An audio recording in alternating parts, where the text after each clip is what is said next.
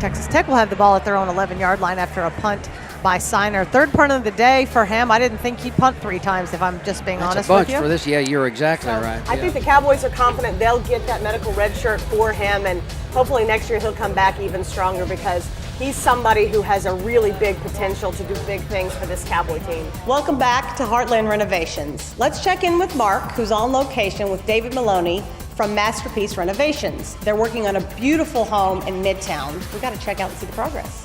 I think this team has really the opportunity to hand off the ball more times than throw it today. I hope that's what we end up seeing and get a win today against Iowa State. And Coach, to be honest with you, at this point in the season, we're nearly 8 games in with this thing kicking off in just a little bit. West Virginia might be the best overall team in this Big 12 conference right now. Probably at this point. Well, we've seen it before. I mean, there was a time when this conference did play defense, and they did it kind of all around. I don't know, though, with this Oklahoma State team, with the inconsistency that we do see from half to half, as you mentioned before, that first half against the Longhorns was brutal for both teams defensively.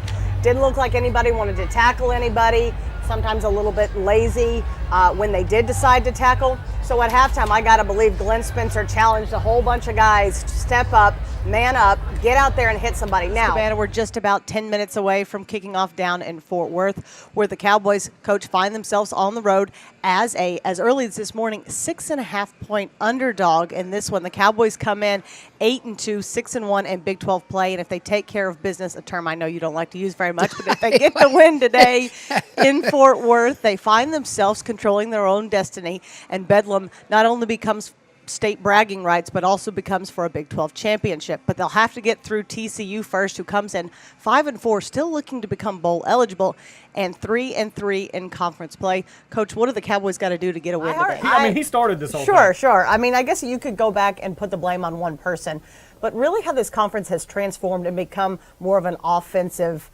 powered conference. There's a lot of talk about how defenses are recruited these days. You have to recruit smaller, faster guys in order to keep up with the guys like James Washington, guys like D.D. Westbrook, who are kind of scattered throughout this conference. So does that change up the way that guys go out and look to bring in those defenders?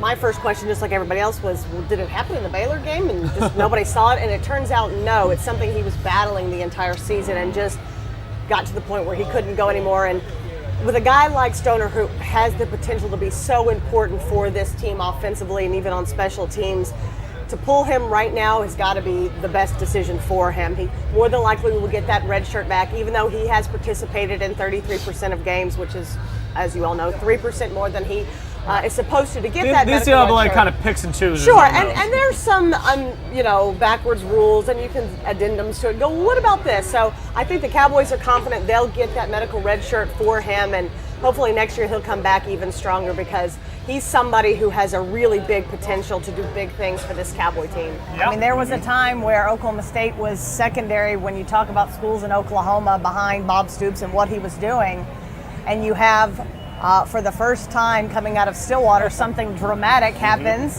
in a press conference. Follow that up with some locker room dancing. Follow that up with more locker room dancing. And it's really kind of the emergence. There were a lot of people who didn't know much about Oklahoma State, regardless of the history here and regardless of having a Heisman Trophy winner. But the reality is, when that hit SportsCenter, and it continues to be brought up every once in a while, it's just a reminder for people that there is another school in Oklahoma that plays football in the same conference, and they, at times, can be competitive with anybody in the country.